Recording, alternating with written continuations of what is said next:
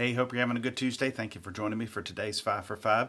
Today I am coming to you from our education hallway where we have lots of rooms, lots of classrooms. Down at the end of the hallway you can see the way to our worship center. And it's a good reminder of John 14. In John 14:2, Jesus said, "In my Father's house are many rooms. If it were not so, would I have told you that I go to prepare a place for you?" I was reminded of this verse this weekend. My wife and I were out of town in Jacksonville for the day on Saturday, and we went to IKEA. Well, we've been wanting to go to IKEA for years, and for some reason, we've never been in an IKEA, and we finally made it in, and it was like having to learn a whole new place, a new shopping experience that we had never had before.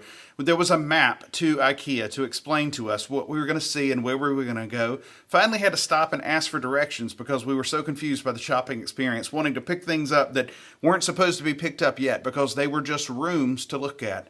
They had rooms set up on display, and rooms of all types, kitchens and living rooms and bedrooms and studies and kitchen and TV rooms and all these different setups of different types of rooms throughout IKEA. And people were sitting down, enjoying, checking out cabinets, opening drawers, doing all these different things. They were looking in all these types of rooms. And along the way, as we went, there were arrows on the floor and feet on the floor to mark the path that we were supposed to go in, the way we were supposed to keep going to make our way through. We got about halfway through and suddenly there's a cafeteria. It's the IKEA restaurant and it's full of all these smells and people are eating Swedish meatballs and all this stuff's going on there. And we kept on moving past that. We had already had our food for the day. We didn't need to stop for food, but then we get to the place where we can actually shop, and there's the marketplace. And there were spaces and spaces full of all the things that we had seen in all these rooms. And finally there was the warehouse, and it just seemed to keep going and going and going. And we couldn't quite figure out where the end was in sight. It was a whole different place than we had ever seen before.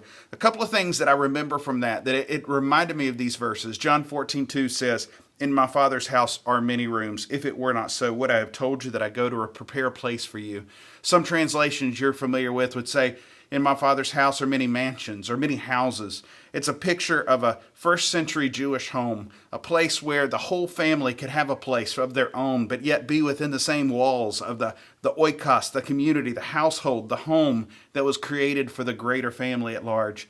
And in God's house, there are plenty of rooms for every one of us. IKEA has nothing on God's house and the place he has set aside for us. Jesus was encouraging his disciples in John 14 that he was going to prepare a place for them, a place that would be specific, be unique, and tailor-made for them, better than any IKEA could ever put together. He says, "If I go and prepare a place for you, I will come again and I will take you to myself, that where I am, there you may be also."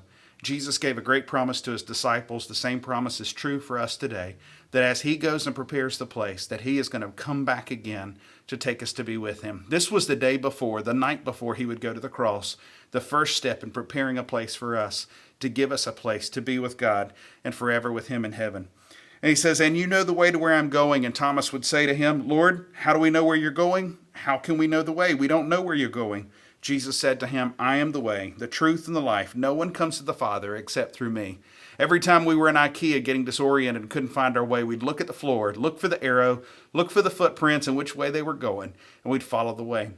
Jesus said to his disciples, "You know the way to go because I am the way, I am the truth, and I am the life. No one comes to the Father except through me." This is one verse that we can look at, and there's no confusion over what it's saying. Jesus is clearly saying that he is the way, and he is the one truth in this life that will bring us salvation. And he is the one who will lead us to ultimate life through him with the Father. If we want to know God, if we want to follow after him through the rest of our days, if we want to spend a forever with him in the place where he's prepared, it only comes through Jesus Christ and the work that he has done. Today, I encourage you to look back at John 14, begin in verse 1 and read your way down. And remember that just like we've got so many rooms and so many places and spaces we go to, that if we follow Jesus Christ, that he ultimately has the best place in store for us as we follow him. And he is setting up a place for us right now to be able to spend forever with him in his glory. Hope you have a great day today.